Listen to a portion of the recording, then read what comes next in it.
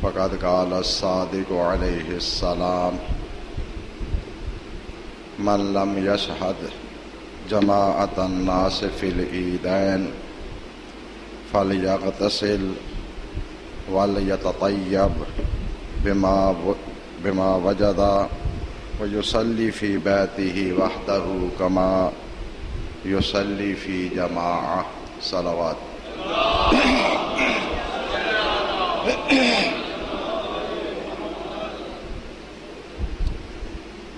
عید فطر کی مناسبت سے حدیث مبارک جو حضرت صادق صلوات اللہ علیہ سے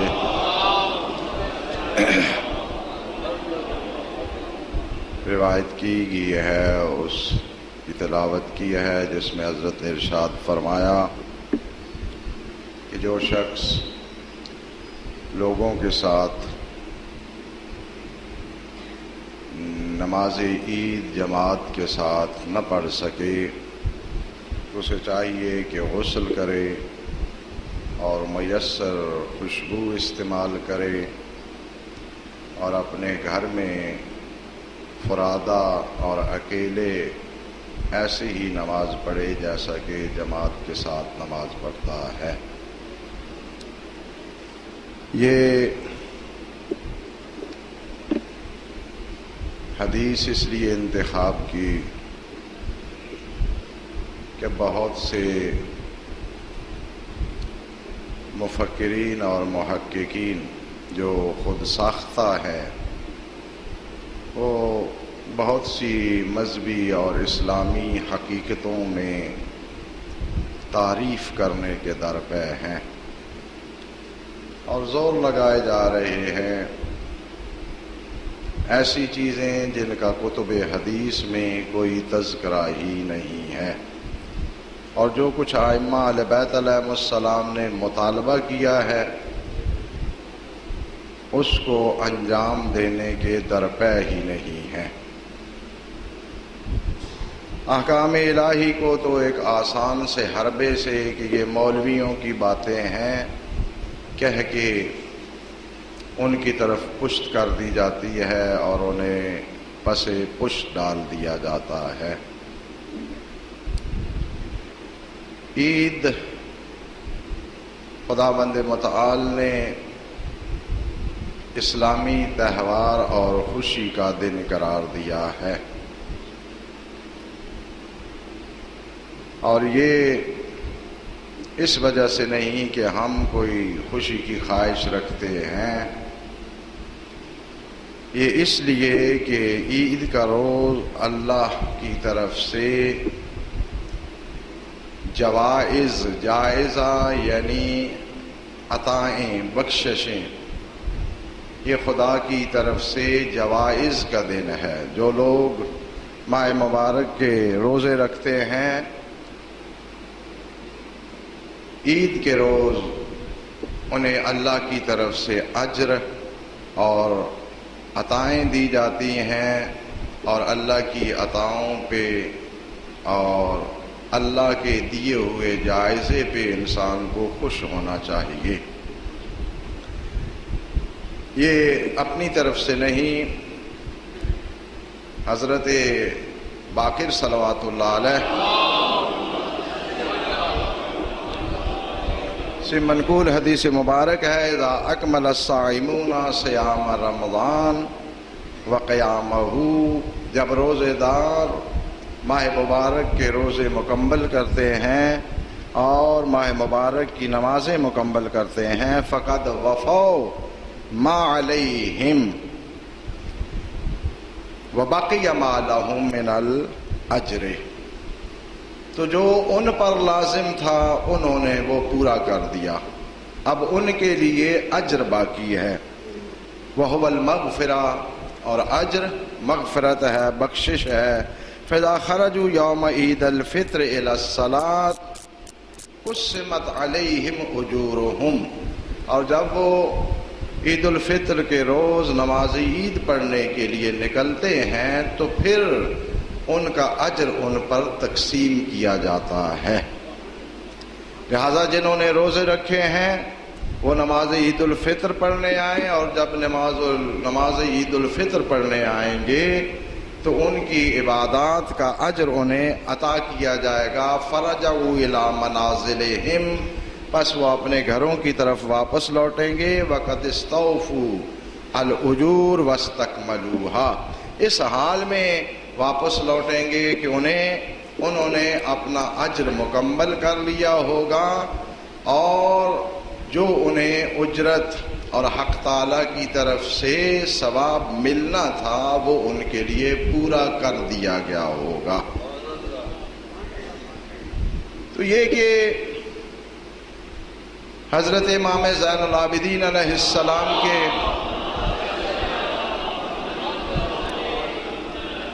ایک دعا کے ایک دو جملے بہانہ بنا کے نماز عید کے خلاف بولنا یہ خوشی کا دن نہیں ہے، یہ غمی کا دن ہے۔ میری باتیں تھوڑی سی آزاد سوچ کے ساتھ سننی ہے۔ میرا نہ کسی سے ذاتی کوئی جھگڑا ہے، نہ کوئی مجھے کسی سے ذاتی طور پہ معمہ ہے۔ میرا ایک ہی معمہ ہے کہ جس مذہب کی حفاظت کے لیے صدیقہ طاہرہ کی پاک و پاکیزہ معصوم اولاد نے اپنی جانوں کے نذرانے دیے ہیں، اسے اپنی خواہشات سے تعریف کا شکار نہ کرو۔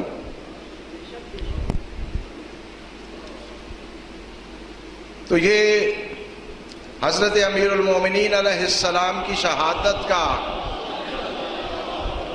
اور حضرت سید الشہداء صلوات اللہ علیہ کی شہادت کا مجھے اور آپ کو زیادہ غم اور دکھ ہے یا حضرت سید الساجدین صلوات اللہ علیہ کو،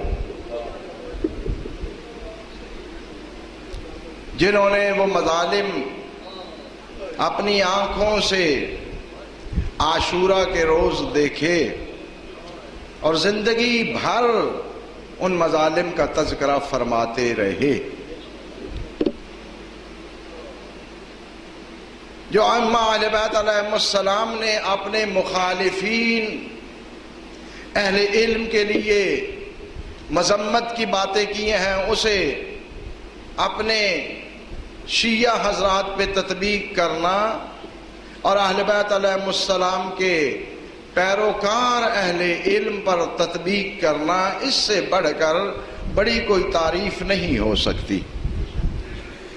تو حضرت سید الساجدین صلوات اللہ علیہ اسی شہادت امیر المومنین علیہ السلام اور شہادت نواسہ رسول صلوات اللہ علیہ کے بعد بھی ایک دعا میں جو حضرت دعا کرتے تھے نماز عید الفطر سے فارغ ہونے کے بعد، میرے الفاظ پہ بالکل اپنے یقین نہیں کرنا، صحیفہ جو حضرت سید الساجدین صلوات اللہ علیہ کی دعاؤں کا مجموعہ ہے، اس میں دو دعائیں حضرت کی ذکر کی گئی ہیں۔ ایک دعا ہے وداع شہر رمضان، ماہ مبارک کی ودائیگی کے لیے حضرت کی دعا، اور اس کے بعد والی فوراً دعا جو دعا نمبر 40 ہے، وہ دعا ہے کہ جس کے اوپر ہینڈگی یہ ہے کہ حضرت جب نماز عید الفطر سے فارغ ہوتے تھے قبلہ رخ کھڑے ہو کے یہ دعا تلاوت کیا کرتے تھے۔ تو حضرت سید الساجدین صلوات اللہ علیہ وہ نماز عید الفطر پڑھتے تھے اس غمی کے باوجود، اور آپ سے غمی نے یہ نمازیں ساقط کر دی ہیں۔ یعنی آپ معصوم سے بھی زیادہ امیر المومنین صلوات اللہ علیہ اور حضرت سید الشہداء صلوات اللہ علیہ کے حبدار اور رشتہ دار بن گئے ہیں۔ اس دعائے وداع شہر رمضان دعا نمبر 45 ہے، زحمت کیجئے گا ضرور۔ صحیفہ کاملہ مولانا مفتی جعفر حسین اللہ مقامہ کا اردو ترجمے کے ساتھ مارکیٹ میں موجود ہے، زحمت فرمائیے گا، یہ دعا جا کے تلاوت کریں، اس کا اردو ترجمہ دیکھیں۔ اس دعا میں حضرت ارشاد فرماتے اللہم وداع شہر رمضان دعا نمبر 45، اس میں بارگاہ رب العزت میں عرض کرتے ہیں اللہم انا نتوب الیک فی یوم فطرنا، کہ ہم اپنے اس فطر کے دن میں تیری بارگاہ میں توبہ کرتے ہیں۔ الذی جعلتہ للمؤمنین عیدا، مسلمین نہیں، کہ جس دن کو تو نے صاحب ایمان کے لیے عید قرار دیا ہے، وسرورا، اور خوشی کا دن قرار دیا ہے۔ یہ حضرت کی شہادت کے بعد کی دعا ہے، نواسہ رسول کی شہادت کے بعد کی دعا ہے، امیر المومنین صلوات اللہ علیہ کی شہادت کے بعد کی دعا ہے۔ معصوم امام فرما رہے ہیں کہ عید فطر کو تو نے مومنوں کے لیے، صاحب ایمان کے لیے روز عید قرار دیا ہے اور خوشی کا دن قرار دیا ہے۔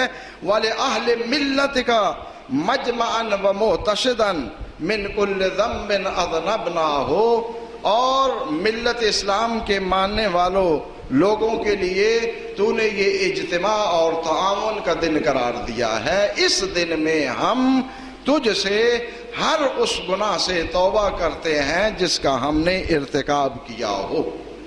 اور پھر اس سے آگے یہ طولانی دعا ہے، تو حضرت نے اس دعا میں بارگاہ ربوبی میں عید فطر کے روز کو خوشی کا دن قرار دیا ہے۔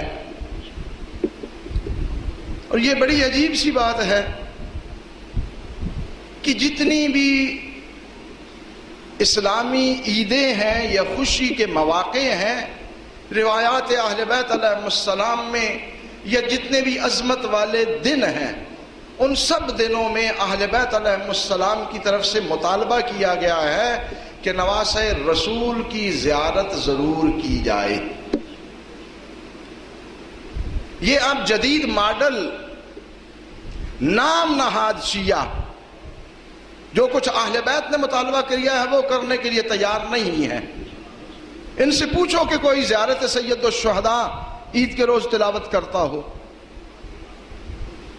تو جو ائمہ اہل بیت نے آپ سے مطالبہ کیا ہے وہ کرتے ہوئے آپ کو تکلیف کیوں ہوتی ہے؟ یہ اسلام آپ کے باپ کی جاگیر ہے کہ جہاں سے چاہیں اسے پھیر لیں۔ اور پھر حضرت نے ایک اور حدیث مبارک میں حضرت صادق صلوات اللہ علیہ نے ارشاد فرمایا، یہ بھی روز عید الفطر سے مربوط ہے حدیث مبارک۔ جو پہلی میں نے حدیث پڑھی ہے وہ شیعہ کی معتبر 4 جو احادیث کی کتابیں ہیں ان میں سے 3 حضرات نے اس حدیث کو ذکر کیا ہے، اس کے ساتھ ساتھ بحار الانوار میں اور وسائل الشیعہ میں بھی یہ حدیث موجود ہے۔ یعنی 5 مستند حدیث کی کتابوں میں یہ روایت موجود ہے، جو پہلے عرض کیا ہے کہ اگر کوئی لوگوں کے ساتھ نماز عید ادا نہ کر سکے، وہاں پر حاضر نہ ہو، تو غسل کرے، خوشبو لگائے، تو گھر میں اکیلے اسی طرح نماز پڑھے جس طرح کے جماعت کے ساتھ نماز پڑھی جاتی ہے۔ اور دوسری بھی عید کے متعلق ہی ہے، حضرت صادق صلوات اللہ علیہ سے اذا اردت شغوصا فی یوم العید فانفجر الفجر وانت فی البلد فلا تخرج حتی تشہد ذلک العید۔ حضرت نے ارشاد فرمایا کہ جب روز عید الفطر سورج طلوع ہو جائے، فجر طلوع ہو جائے، سورج نہیں، فجر طلوع ہو جائے، اور آپ کسی شہر میں موجود ہوں اور اس شہر سے سفر کے لیے آپ شہر سے باہر جانا چاہتے ہیں، تو اگر وہاں پر فجر طلوع ہو گئی ہے تو پھر آپ شہر سے نہیں نکل سکتے یہاں تک کہ نماز عید میں حاضر ہو کر نماز عید پڑھ لیں، پھر اس شہر سے باہر جا سکتے ہیں۔ یہ معصوم کے الفاظ ہیں، میرے باپ کے یا کوئی لطیفہ یا ڈائجسٹ الفاظ نہیں ہیں۔ اب عجیب مسئلہ نکل آیا ہے، شیعت کو ہر جگہ پہ نشانہ بنایا جا رہا ہے۔ نواسہ رسول کی زیارت مستحب ہے، ہر خوشی کے موقع پہ، ہر عظیم دن وہ زیارت پڑھنی چاہیے، نواسہ رسول کی یاد ہونی چاہیے، ان کی بارگاہ میں سلام عرض کرنا چاہیے۔ لیکن اب آہستہ آہستہ ترقی ہو گئی ہے، عید کے دن کو امیر المومنین کا 10واں قرار دے دیا گیا ہے۔ اسلام میں نہ کل نامی کوئی چیز ہے، نہ 10واں نامی کوئی چیز ہے، چہلم نامی بھی کوئی چیز نہیں ہے۔ بعض خبیث اذہان، میں سوچ سمجھ کے الفاظ استعمال کر رہا ہوں، غصے سے نہیں، سوچ سمجھ کے الفاظ استعمال کر رہا ہوں، بعض خبیث اذہان ائمہ کے درمیان جو اختصاصات ہیں وہ ختم کرنا چاہتے ہیں۔ سب ائمہ اہل بیت علیہم السلام مومنوں کے سردار ہیں، لیکن حضرت علی ابن ابی طالب کے علاوہ کسی کو بھی امیر المومنین نہیں کہا سکتا۔ یہ میرے مولا کا اختصاص ہے۔ ائمہ اہل بیت نے منع فرمایا ہے، اگر کسی معصوم کو امیر المومنین کے لقب سے یاد کیا گیا ہے تو معصوم نے فوراً اعتراض کیا، فرمایا کہ یہ ہمارے جد کے ساتھ مخصوص ہے، کسی اور کو امیر المومنین نہیں کہا جا سکتا، جبکہ سب کے سب امیر المومنین ہیں۔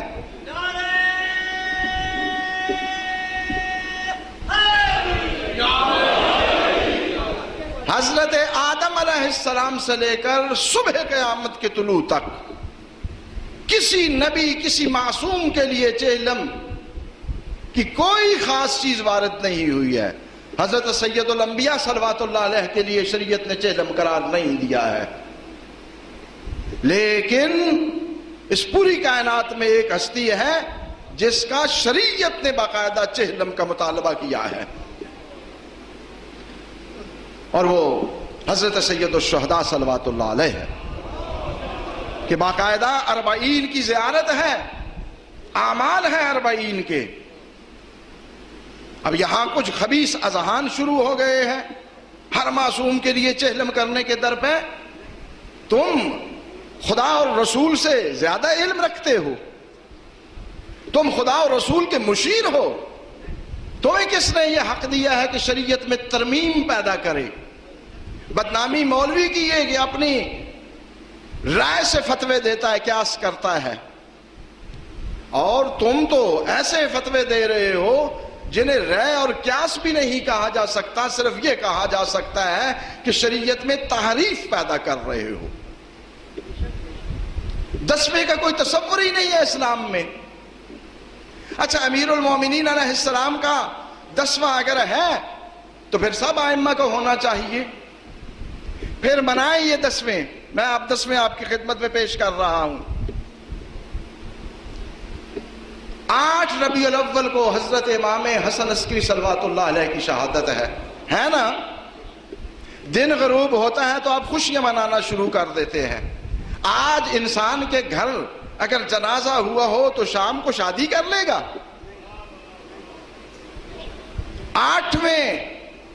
8 ربیع الاول کو امام حسن عسکری صلوات اللہ علیہ کی شہادت ہے، اور پھر جو یہ نئے دینی محقق خود ساختہ بنے ہوئے ہیں، یہ تو ڈھول ڈھماکے کے بغیر خوشی منا ہی نہیں سکتے۔ ان کے ہاں تو خوشی کا تصور ہی نہیں ہے جس میں اللہ کو ناراض نہ کیا جائے اور شیطان کو خوش نہ کیا جائے۔ تو شام سے آپ ڈھول ڈھمکا شروع کر دیتے ہیں، مٹھائیاں تقسیم کرنا شروع کر دیتے ہیں، بڑے بڑے سفید داڑھیوں والے عورتوں کی طرح گلے میں دوپٹے ڈال کے اپنی خاص کلندری عبادت شروع کر دیتے ہیں۔ تو آپ کو شرم نہیں آتی؟ آج تو امام کی شہادت ہوئی ہے، شام کو آپ ڈانس میں مصروف ہو گئے ہیں، دھمالوں میں مصروف ہو گئے ہیں، وہاں آپ کو یاد نہیں رہتا یہ کیا ہوا؟ اور اگر یہ عید کے دن 10واں ہے، میری بات کان کھول کے سنیں، اگر عید کے دن 10واں ہی منانا ہے تو پھر جب 29 کا ماہ رمضان ہو پھر کیا کریں گے؟ 30 کا ہو تو پھر کیا کریں گے؟ کیونکہ پھر تو عید کو نہیں نہ بنے گا۔ 30 کو ہو تو 10 دن تو 30 کو پورے ہو گئے، پھر تو آپ 11واں منا رہے ہیں۔ 10واں عید کو ہمیشہ کیوں آتا ہے؟ جب 29 کا ہو تو پھر تو ہو گیا کہ 10واں جو ہے وہ عید والے دن آ گیا۔ جب 30 روزے مکمل ہو جائیں تو پھر عید والا دن 11واں ہو جائے گا۔ آپ 11ویں والے ہو گیا کہ 11واں بھی منانا ہے، پھر 10واں ہی منائے، پھر 30 ماہ مبارک کو جلوس نکالے۔ اور سب سے بڑھ کے بات یہ ہے کہ اپنی گھڑی ہوئی بات، اگر اس طرح آپ 10واں منانا چاہتے ہیں تو 22 ذی الحجہ کو طفلان جناب مسلم کی شہادت ہے، پھر 24 کو مبالغہ کی عید نہ منائیں، جانے دے پھر 29 ذی الحجہ کو امام جواد صلوات اللہ علیہ کی شہادت ہے، اور 1 ذی الحجہ کو حضرت امیر المومنین اور صدیقہ طاہرہ کا عقد مبارک ہے، پھر وہ بھی خوشی نہ منائیں، اس کے لیے پھر خوش ہونے کی کوئی ضرورت نہیں ہے۔ 15 ذی الحجہ کو اتنی وفاتیں ہیں 15 ذی الحجہ کو حضرت آمنہ بنت وہب مادر گرامی سرکار دو عالم صلوات اللہ علیہ وآلہ، حضرت عبداللہ بن عبد المطلب ان کی وفات کا دن ہے، اور حضرت کے فرزند تھے عبداللہ نامی سرکار دو عالم کے، ان کی وفات کا دن ہے۔ حضرت ابو ذر کی وفات 15 ذی الحجہ کو ہوئی ہے، حضرت ایوب انصاری کی وفات بھی 15 ذی الحجہ کو ہوئی ہے۔ اتنی عظیم شخصیات اس دن گئی ہیں، پھر 18 ذی الحجہ کو جشن نہ منائیں چونکہ وہ تو سوم کا دن ہے۔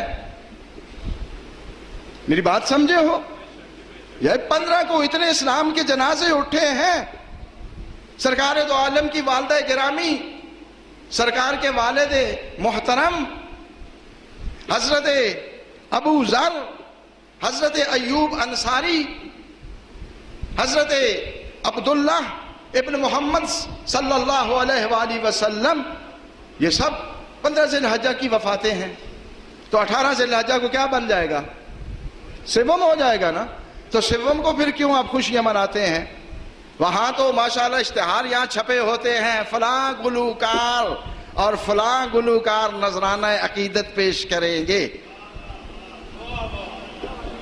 بقد آدم اشتہار چھپے ہوتے ہیں۔ شرم نہیں آتی کہ جناب سرکار دو عالم کے والدین کے سوم کے دن آپ گلوکاری میں مصروف ہیں؟ وہاں آپ کی شریعت کہاں چلی جاتی ہے؟ ایسی بات کریں جسے شریعت میں ثابت کیا جا سکے۔ 7 اور 10 رمضان جو ہے وہ بڑی اہمیت والے دن ہیں۔ 10 رمضان کو حضرت خدیجہ صلوات اللہ علیہ کی یوم وفات ہے، اور 7 رمضان کو حضرت ابو طالب علیہ السلام کا یوم وفات ہے۔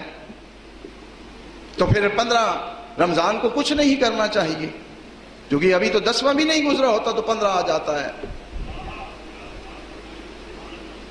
کیسی باتیں کر رہے ہیں؟ ائمہ اہل بیت علیہم السلام نے جو معیار دیا ہے اس پہ قائم رہیں، یہ اپنی ذہنی ساخت اور خواہشات کو مذہب کا رنگ نہ دیں۔ اور یہاں مجھ سے مسئلہ پوچھا گیا تھا 7-8 سال پہلے کہ مسجد میں ماتم ہو سکتا ہے؟ میں نے کہا جی ہو سکتا ہے، پہلے ہوتا ہے، عید کے دن ماتم ہوتا ہے جی، ہو سکتا ہے، کون کہتا ہے نہیں ہو سکتا؟ کوئی ایسی بات نہیں ہے۔ وہ انہیں ٹیپ کر لی کہ میں بڑی کوئی ایسی بات کر رہا ہوں کہ بعد میں اس سے مکر جاؤں گا۔ کیسٹ ہوگی، ٹھیک ہے جی، مجھے کوئی اعتراض نہیں ہے کہ کوئی عید کے دن ماتم کرتا ہے، لیکن کرنا ضروری نہیں ہے۔ 2 چیزوں میں فرق رکھنا، کرنا ضروری نہیں ہے، کر سکتے ہیں، جائز ہے۔ لیکن آج کہہ رہا ہوں کہ انتظامیہ کو بھی کہہ رہا ہوں کہ آئندہ اس مسجد میں ماتم نہیں ہونے دیا جائے گا۔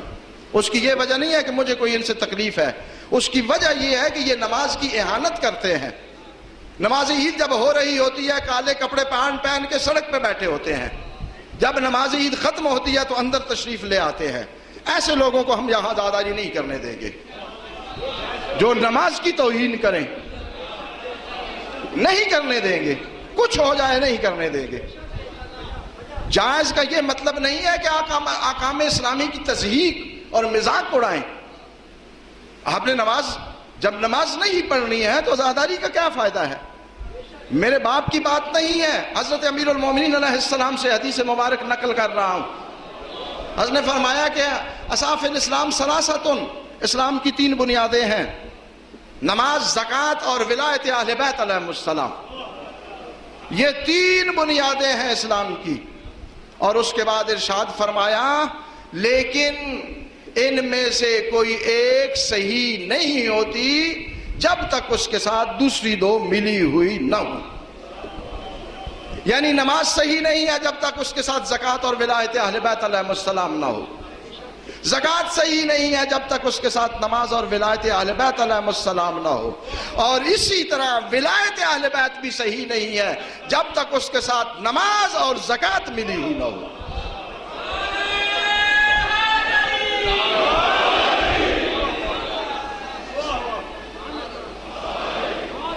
یہ 20 حدیث کی کتابوں نے یہ حدیث مبارک نقل فرمائی ہے. خدا را مذہب میں ترمیم نہ کریں.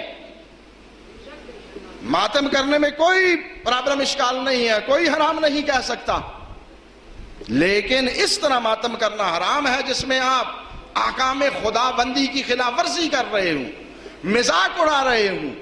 لوگ اندر عید پڑھ رہے ہوتے ہیں کالے کپڑے پہن کے سڑک کے دونوں کنارے بیٹھے ہوئے ہیں کہ ابھی تک ہمارا مسجد میں اندر جانے کے لیے ہمارا پروگرام نہیں ہے اس لیے کہ اندر نماز ہو رہی ہے. یہ کیا مذاق ہے؟ دشمن کو کیا دکھانا چاہتے ہو؟ دشمن کو کون سا حوالہ دینا چاہتے ہو کہ دشمن ہم پہ یلغار کرے؟ میں وقت کے دامن میں بہت کم گنجائش ہے, میں بہت کچھ لکھ کے لایا تھا لیکن اسے چھوڑ رہا ہوں. حدیث مبارک جو سب تقریباً کتب احادیث نے نقل فرمائی ہے, کتب اربع بھی نقل کی ہے, وسائل الشیعہ میں موجود ہے, وہ حدیث یہ ہے کہ حضرت ابو جعفر علیہ السلام سے منقول ہے کہ آپ نے فرمایا یا عبداللہ ما من عید للمسلمین اضحى ولا فطر الا ہوا یجدد لآل محمد فیہ حزنا. یہ سب کتب حدیث نے ذکر کیا ہے کہ مسلمانوں کی عید میں سے کوئی بھی عید کا دن نہیں ہوتا, چاہے فطر کا ہو یا اضحیٰ کا ہو, مگر اس دن میں ہمارے لیے اندوہ اور حزن تازہ ہوتا ہے. اب تو آپ کہیں گے کہ ماشاءاللہ مسئلہ حل ہو گیا, لیکن معصوم نے وجہ حزن بتائی ہے. یہ نہیں کہا کہ ہم شہادتوں کی وجہ سے معذون ہوتے ہیں. معذون ہونے کی وجہ یہ بتائی ہے, فرمایا وَلِمَا ذَلِكَ. راوی نے پوچھا مولا عید والے دن معذون ہوتے ہیں آپ, عید کا دن آپ کے لیے اندوہ لاتا ہے؟ تو فرمایا ہاں. قال نعم يَرَوْنَ حَقَّهُمْ فِي يَدِ غَيْرِهِمْ. ہمارے اندوہ کی وجہ یہ ہوتی ہے کہ جو حق تعالیٰ نے حق ہمیں دیا تھا, حق حکومت, ہم دیکھتے ہیں کہ وہ حق حکومت غیروں کے ہاتھ میں پایا جاتا ہے, اس لیے ہم پر حزن طاری ہوتا ہے. بس اہل بیت علیہم السلام سے عقیدت کا تقاضا یہ ہے کہ ہم بھی معذون ہوں, لیکن اس وجہ سے معذون ہوں کہ حق پر غاصبین ظالمین قابض ہیں, اور اس کے لیے کوشش کریں کہ یہ حق محمد و آل محمد صلوات اللہ علیہ مجمعین اپنے اصلی حقدار تک پہنچ جائے. اور ایک بس 2 منٹ کی زحمت, ایک جملہ ہے جو اس سال پھر بہار سے دینا شروع کر دیا گیا ہے. بہار الانوار حضرت سید الساجدین سے سیرت سے متعلق جو حصہ ہے اس سے یہ جملہ بڑی شد و مد سے پیش کیا جا رہا ہے. اشعار ہیں 4-5, ان اشعار میں سے ایک شعر جو ہے وہ جس پہ حوالہ دیا جاتا ہے وہ یہ ہے کہ یفرح ھذا الورى بعیدہم ونحن اعیادنا مآتم. لوگ اپنی عید سے خوش ہیں اور ہماری عید اور عیدیں ماتم ہے. لفظ ماتم عربی کا کلمہ ہے, اس کا اردو ترجمہ کر دیا گیا ہے. اردو میں ہم اس کو ماتم کہتے ہیں, لیکن ماتم جو ہے عربی میں لوگوں کے اکٹھا ہونے والی جگہ کو ماتم کہا جاتا ہے. لوگوں کے اکٹھا ہونے والی جگہ کو ماتم کہا جاتا ہے, اور معمولاً غم کے لیے جو لوگ اکٹھے ہوتے ہیں اس کو ماتم کہا جاتا ہے. عربی میں ماتم, اردو اس کا ترجمہ نہ کریں, یہ ماتم. اور یہ اشعار میں نے 2 دن مختلف کتابوں میں جانچ پڑتال کیا ہے کہ کسی طرح یہ ثابت ہو سکے کہ یہ اشعار حضرت نے فرمائے ہیں. تقریباً 200-250 کتابیں میں نے دیکھی ہیں.